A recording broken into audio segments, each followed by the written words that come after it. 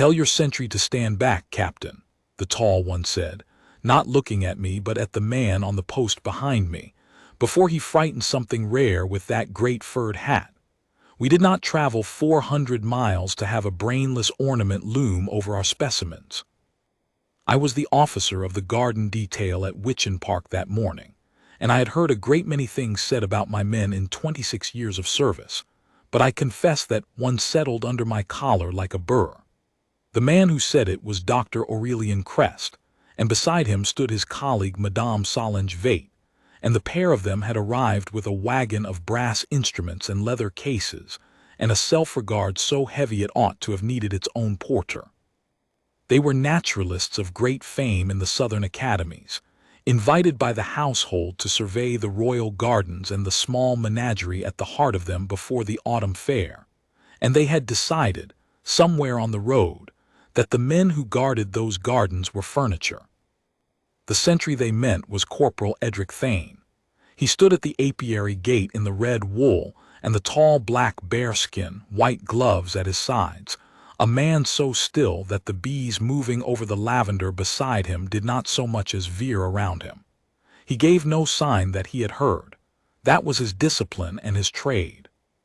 But I had stood beside Thane for 3 years on that detail, and I had learned to read the small country of his face the way a sailor reads a sky, and I will tell you now, plainly, what I knew that those two famous people did not. The brainless ornament at the gate knew every bird in that garden by its song, and every flower by the hour it opened, and he knew the temper of the hive they were about to disturb better than any man living within 100 miles of it.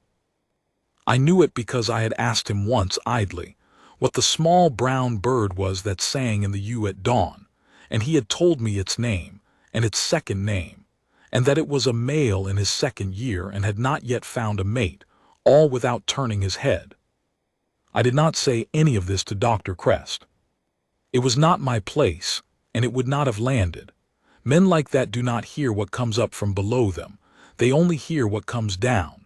So I stepped back as he asked, and I touched my cap, and I let him walk past my motionless corporal into the loveliest acre in the kingdom as though he owned the air in it. "He looks like a tin soldier somebody wound up and forgot," Madame Vate murmured to her colleague, not troubling to lower her voice. "Do they think the bees are impressed?" "They think nothing, Solange. That is rather the point of them."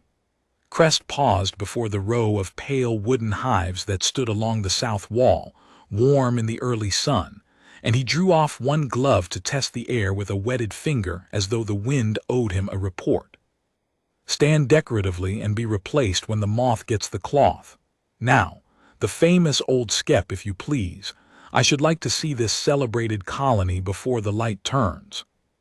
He meant the old hive.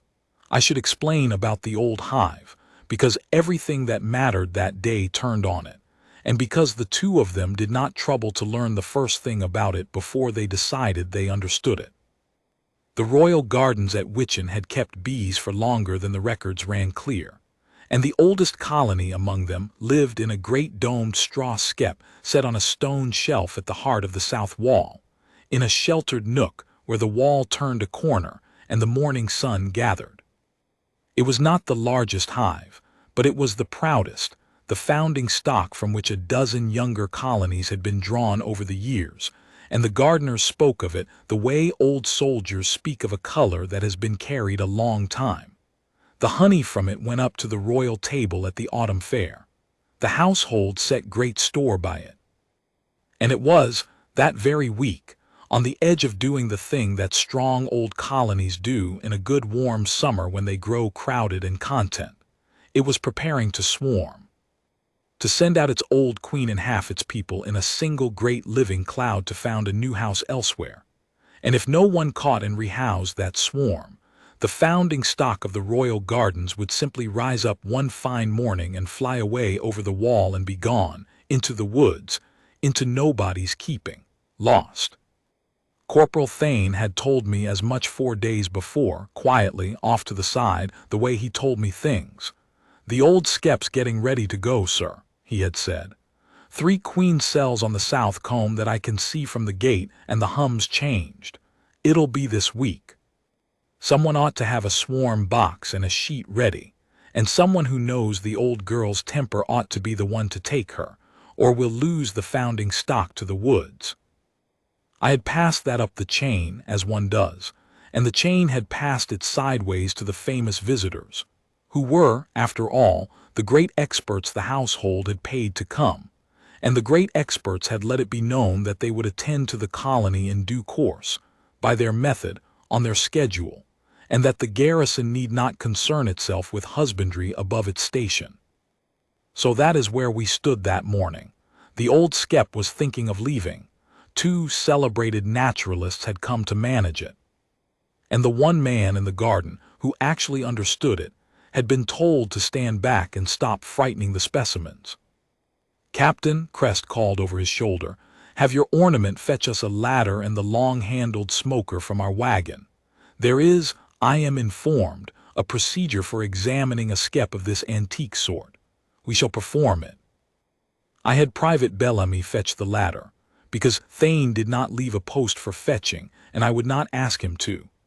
I watched Crest and Vate set their brass instruments out on a folding table on the gravel, and I watched them consult a leather book between them, and I watched them light the smoker with the particular satisfaction of people performing a thing they have read about but seldom done.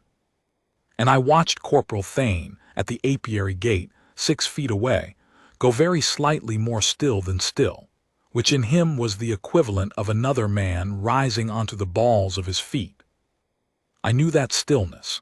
I had seen it in him once before, the summer past, the morning a careless visitor's dog had got in among the hives, and the air had filled with that low rising note that means the bees have decided altogether that the world is a danger. Thane had not moved a muscle that day either, but his eyes had gone to the hives and stayed, and within the hour he had told the head gardener exactly which 2 colonies would need watching and why, and he had been right. The man read bees the way I read a parade ground. And he was reading something now, at the gate, that the 2 famous people on the gravel with all their brass had not yet noticed at all. "The hum's gone high," he said. He did not say it loudly. He said it to the air in front of him, eyes forward, the way he said everything, but he said it where I could hear it, and that was a man breaking his own silence on purpose, which Thane did about twice a year. "Sir, the old skep. They smoked it cold and they smoked it heavy, and the morning's warm and the colony's already full of the going feeling. They've just told 3,000 crowded bees the house is on fire on the one morning the old girl was already half decided to leave. If they crack that skep now, they'll trigger the swarm before noon, and it'll come off angry instead of calm. That's the founding stock, sir. We'll lose it to the woods, and somebody's going to get stung who never needed to be. I will be honest with you about what I did next, because I am not proud of all of it. I went to Dr. Crest, and I told him, as respectfully as a man can tell a famous person a thing he does not want to hear, that my corporal, who had kept those bees in the corner of his eye for 3 years, believed the colony was on the very edge of swarming, and that opening it now, smoked hot on a warm morning, might tip it over. Crest did not even fully turn around. "Your corporal," he said, "believes. How charming. Captain, do you know what I have spent my life doing? I have classified the apian families of 4 kingdoms. I have a chair at the academy. And you are bringing me the opinion of a man whose entire qualification is that he stands near a flower bed in a hat. The colony is not swarming. It is summer. Colonies hum in summer. Kindly let the adults work."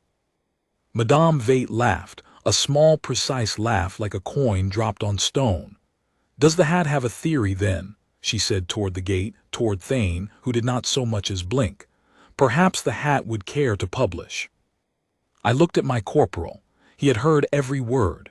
He stood at the apiary gate in perfect order, eyes forward, white gloves at his sides, and he gave them nothing, not a flush, not a flicker, not the smallest shift of weight that would have told them they had reached him. He simply held. And I understood, watching him, that holding was costing him more in that moment than any provocation I had ever seen a man swallow on a forecourt, because Thane was not being mocked about his courage or his uniform, which a soldier expects. He was being mocked about the one thing he loved and knew by people who were about to break it, and he could not say so in any way they would hear, and he could not leave his post to stop them, and he could not move. So he did the only thing a disciplined man can do when the storm is wiser than the captain of the ship. He kept the post, and he watched the south wall, and he waited.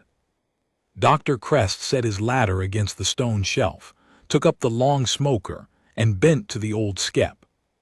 I want to tell you about the next quarter of an hour carefully, because in my memory it moves slowly, the way the worst quarters of an hour do, and because everything that the two famous people got wrong, they got wrong in plain sight, and the one man who could have told them stood 6 feet away in a bearskin and was not permitted to be heard.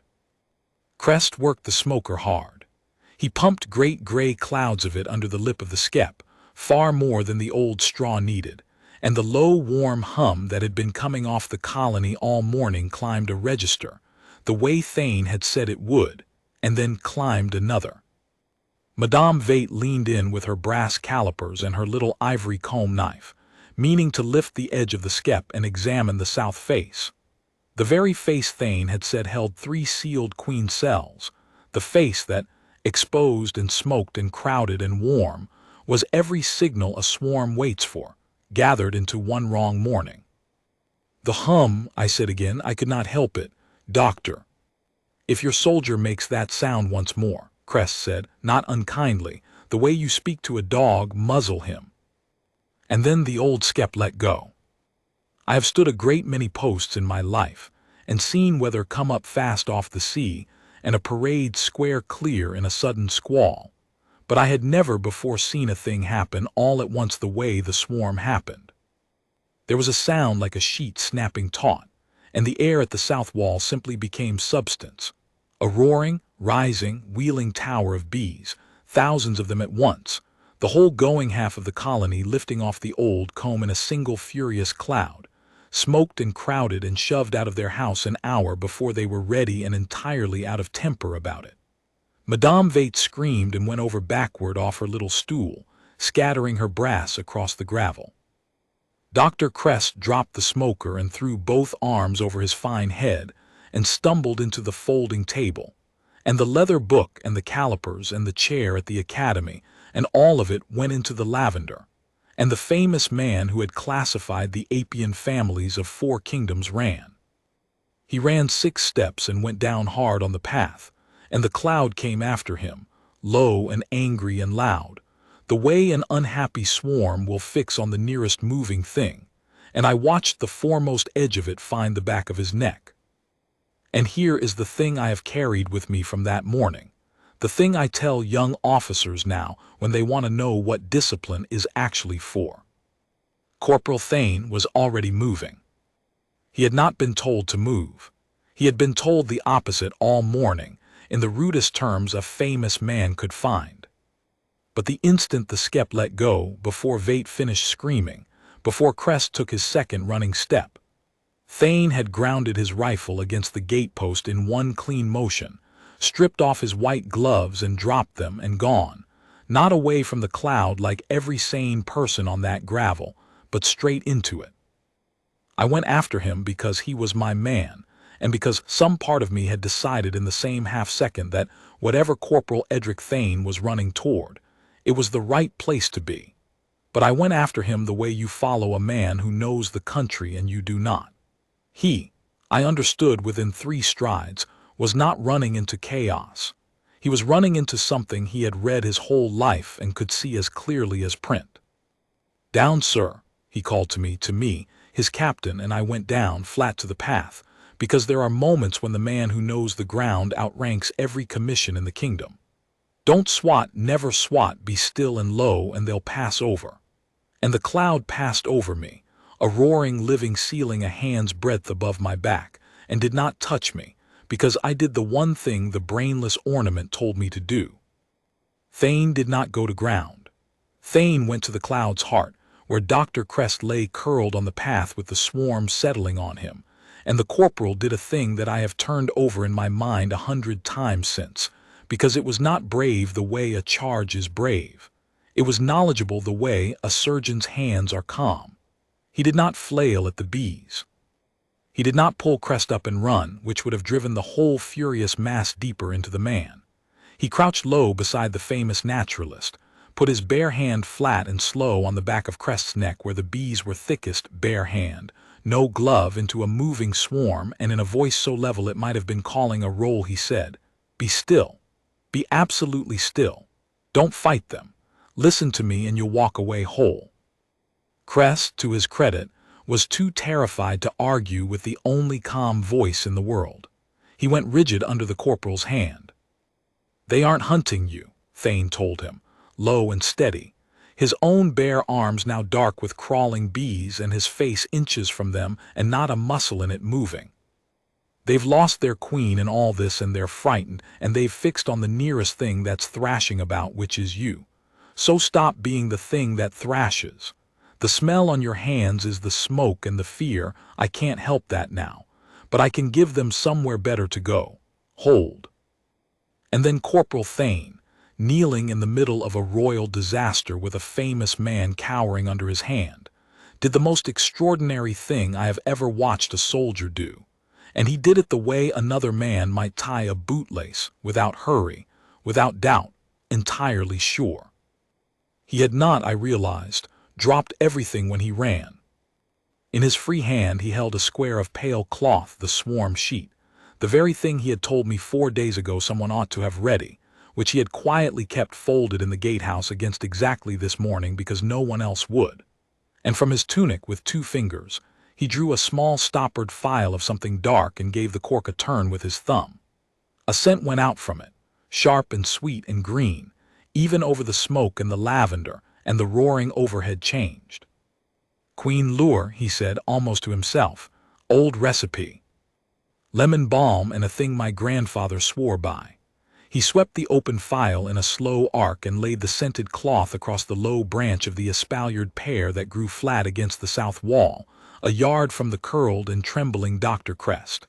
"They're my girls," he said, and I will never forget that he said it gently to 10,000 furious bees, the way you'd speak to a spooked horse. "There's your queen. There's home. Go on." I have no learning in these matters. I can only tell you what I saw with my own 2 eyes. The cloud, which a moment before had been a wheeling fury fixed upon a screaming man, began to turn. It is the strangest thing I ever witnessed, a thing that had no shape, gaining one. A riot becoming a parade. The roaring dropped from that high panic note down and down, through a register I felt in my chest more than heard, and the great living tower of bees folded in upon itself and poured, as if drawn down a funnel, onto the scented cloth on the pear branch, layer over crawling layer, until in the space of perhaps 3 minutes there hung from that branch a single dark beard of clustered bees the size of a man's 2 fists, humming low and content, and the air over the path was simply air again. Dr. Crest lay on the gravel and shook. Madame Vate sat where she had fallen in the lavender among her scattered brass, white to the lips. And Corporal Edric Thane stood up, brushed perhaps a dozen stragglers from his bare forearms with the back of his hand as a man brushes off rain, and stood there in the wreck of the famous expert's procedure in his red tunic, with the bearskin still square on his head, and not one sting upon him that I ever saw, looking at the quiet beard of bees on the pear branch, the way a father looks at a child who has come home late but safe. "There's the founding stock, sir," he said to me. His voice had gone back to flat and quiet, the post voice. "She's clustered and calm. I'll box her proper once she's settled, and we'll have the old line rehoused in a clean skep by sundown. We didn't lose her." A pause, and then lower, the only thing near to feeling he allowed himself, near thing. For a long moment nobody on that gravel said anything at all. The smoker hissed where Crest had dropped it. Somewhere up in the U, the small brown bird that Thane knew by name began, absurdly, to sing. Then Dr. Aurelian Crest, who had a chair at the academy and had classified the apian families of 4 kingdoms, got slowly up off the path on his hands and knees, and looked at the cluster of bees hanging quiet on the pear branch, and looked at the bare-armed, unstung corporal who had put it there, and the famous color drained right out of his famous face, and left something behind it that I had not expected to see, and that I think did him more credit than anything he had said all morning. He looked, for the first time since he had climbed down off his wagon, genuinely afraid not of the bees, of having been so completely, so publicly, so thoroughly wrong about a man. That, he said, and his voice was not the voice of the chair at the academy at all. That was a directed reclustering of a hostile prime swarm, by hand, without protection. I have read 3 papers that claimed it could be done and did not believe one of them. He swallowed. Where did a sentry learn to do that? And that is where the morning turned over, and the brainless ornament at the gate became, in front of the 2 most celebrated naturalists in the Southern academies, something none of us in the garrison had ever quite known him to be, though I think, looking back, that I had always half known, the way you half know a thing you have not let yourself say. It was not I who answered. It was Madame Vate, still sitting in the lavender, who had got her brass calipers back into her shaking hand, and was staring at the corporal as though a statue in a museum had stepped down off its plinth and corrected the placard beneath it. She was the cleverer of the 2, I think. She had been reading the small brown file. "Lemon balm and a secret," she said slowly. "An old recipe a grandfather swore by." She rose, unsteady, brushing herself down without taking her eyes from him. "There is exactly one apiarist in this kingdom who keeps to the old lemon balm lore and writes that it works better than anything from the chemists, and who declined twice a chair we offered him, and a medal and a fellowship, and who simply stopped answering the Academy's letters 9 years ago and was assumed to have died in the country somewhere." Her voice had gone very quiet. "We teach his monograph on swarm behavior to our second-year students, Aurelian. We teach it, on the temper of the hive." By E. Thane. She looked at the name tape barely visible at his collar and then up at his still face. Edric Thane. You could have heard a leaf fall on that gravel. I looked at my corporal, my brainless ornament, my tin soldier in the hat, and Corporal Edric Thane looked back at the 2 famous people who had spent the morning mocking the dullest mind in the garden, and he did not gloat, and he did not soften, and he did not, God help me, even seem surprised to be found out. He simply inclined his head a half-inch, the smallest courtesy in the drill book, and said in the flat, quiet post voice, "Ma'am." "You wrote the book," Crest said. He said it the way a man says a thing he cannot make fit inside his head. "You wrote the asterisk book. You are E. Thane.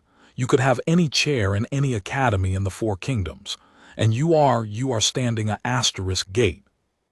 "I'm standing this gate, sir," Thane said. "Yes. But why?" And there was something almost wounded in the famous man's voice now, the bewilderment of a man whose whole ladder of the world has just been shown to have a rung missing. A man of your gifts, buttoned into that costume to be ignored by tourists and ordered about by, he stopped, because what he had been about to say was by men like me, and even Dr. Aurelian Crest had the grace at last to hear himself. Corporal Thane was quiet for a moment. When he spoke, he did not look at Crest. He looked at the cluster of bees on the pear branch, the founding stock of the royal gardens, hanging safe and low and humming in the morning sun, where a moment before they had been a fury about to be lost forever to the woods. "For 20 years I studied the temper of the hive, sir," he said. "I learned to read what a colony is feeling, and to write it down so other men could read it too, and they gave me letters after my name for it, and I was, for a while, what you would call a great man. And then one summer I lost my temper with a man who had abused a colony in his keeping, left them to starve out of carelessness, and then blamed the bees for dying. And I said a great many true things to him in front of a great many people, and I was right, and being right did the bees no good at all. They were still dead. I'd spent 20 years learning to read the temper of the hive, and I'd never once learned to govern my own." He paused. "A man came to see me after, an old soldier, a captain of the household guard. He didn't argue with me. He said only that he'd watched me, and that I plainly loved the thing I served more than I loved being known to serve it, and that there was a wall in the royal gardens with the finest old colony in the kingdom on the other side of it, and it wanted a man who would put the bees before the credit and stand still and keep faith and never need to be thanked. And he asked me whether I thought I could learn to be that kind of man. Thane was quiet for a moment. I have been 9 years learning it, sir. I keep that gate. I keep those bees. I do not write papers anymore. And on the whole, I would say it has been the most useful work of my life, and very few people have ever known my name while I did it, and that has suited me exactly. Dr. Crest stood in the wreck of his calipers and his certainty, and he did not, for once, have a thing to say. It was Madame Vate who closed the distance. She crossed the gravel, picking her way around the spilled brass that an hour ago had been the proof of how much she knew, and she stopped in front of my corporal, and this celebrated woman, this fellow of the academy who had asked an hour before whether the hat had a theory, drew herself up and did a thing I had never expected to see one of her kind do for one of mine. She inclined her head to him, deeply, the way you bow to a teacher. "We have used your work for 9 years to teach young people that they understand bees," she said, "and we came here this morning and behaved as though there was nothing in this garden that could teach us anything. You let us be that foolish to your face, and then when our foolishness nearly killed my colleague and nearly cost the realm its oldest colony, you set down your rifle and saved both, and you did it by hand in the open, the way your own monograph says cannot be safely done, and you have not asked for one word of thanks, and you would not take it if I offered." She straightened. "I should like to take it back, the thing I said about the hat. It was the most ignorant sentence I have spoken in 20 years, and I am a woman who has spoken in front of kings." "You weren't to know, ma'am," Thane said. "No," she said, "I was not to know. That was rather the point you proved, wasn't it?" And there was something almost like a smile, a rueful one, at the corner of her mouth. "The dullest mind in the room, Lord. I shall be a long time forgiving myself that one." I had the rest of that morning to set in order, as officers do, the brass to gather up. Dr. Crestabby walked to the gardener's lodge and sat down with sweet tea and a cool cloth for the half-dozen stings on his neck, which were the whole of his injury and which he bore, I noticed, with a new and chastened quietness. A runner to send to the household, to say that the founding stock had swarmed and been recovered whole and was being rehoused, and that the credit was Corporal Thane's, and that I would be putting his name forward whether he liked it or not. And through all of it Corporal Edric Thane, the celebrated apiarist who had written the book they taught at the academy, did exactly what he had come to the royal gardens 9 years before to do. He boxed his swarm. He fetched a clean straw skep and a soft brush in the swarm sheet, and he stood for the better part of an hour at the pear tree in his shirt sleeves, with his tunic folded over a wheelbarrow, and his bearskin set carefully on top of it, coaxing 10,000 bees down off the branch and into their new home a soft handful at a time, talking to them low under his breath the whole while in words I could not catch. And they went, and they stayed. And by the time the afternoon light came slanting gold across the south wall, the oldest colony in the kingdom was settled in a fresh white skep on the stone shelf, where it had lived for longer than the records ran, none the worse, and humming the low, contented hum that means a hive is at home. The 2 famous naturalists did not leave that day. They stayed 3 more, and they spent all 3 of them at the apiary gate, and they did not bring out their brass once. They brought out notebooks, and they brought out the right kind of silence, and they stood beside my corporal in the early light, and they listened to the bees, and to the birds he knew by name, and to the few quiet things he would tell them when they asked properly. On the last morning I overheard Madame Vate ask him, almost shyly, whether he might ever consider letting the Academy publish a new edition of the monograph, with a chapter on what he had done in the garden that he plainly knew and the books did not. And I heard Corporal Thane say, in the flat, quiet post voice, that he would think on it, and that if he did, the byline ought to read *A Sentry of the Royal Gardens, * and no name at all, because the name was the very thing he had come there to set down. I have thought a great deal since that morning about what Dr. Crest asked him. Why a man with every honor the world could give him would button himself into a costume to be ignored by tourists and stand a gate. I think I have an answer, though it is mine and not Thane's, who would never put it into so many words. The famous people came to the royal gardens to be seen knowing things. My corporal came to keep something alive. Those are two different trades entirely, and only one of them is loud. And the world will always mistake the loud one for the deep one until some hot, bright morning when the hive lets go, and there is suddenly only one man on the gravel who actually understands what is happening. And he is the one in the hat, the one they told to stand back, the one who has spent 9 years making himself small enough and still enough and humble enough to be the man the bees could trust. He went back to his post that evening when the light failed, the rifle squared, the gloves on, the bearskin straight, every inch again the brainless ornament at the apiary gate. The tourists came the next day and filmed him and laughed at how he never moved, and he gave them nothing, the way he gives everyone nothing, and not one of them knew that the still man at the gate had written the book on the very creatures humming in the lavender at his feet, or that he had reached into a fury with his bare hands and called a lost kingdom home. I knew. The two famous people who came to mock him knew by the end, and the old colony on the south wall, settled and safe in its clean white skep, hummed its low, contented hum behind him in the dark, which was, I have always thought, the only thanks that Corporal Edric Thane ever truly wanted, and the only kind he would ever have agreed to keep.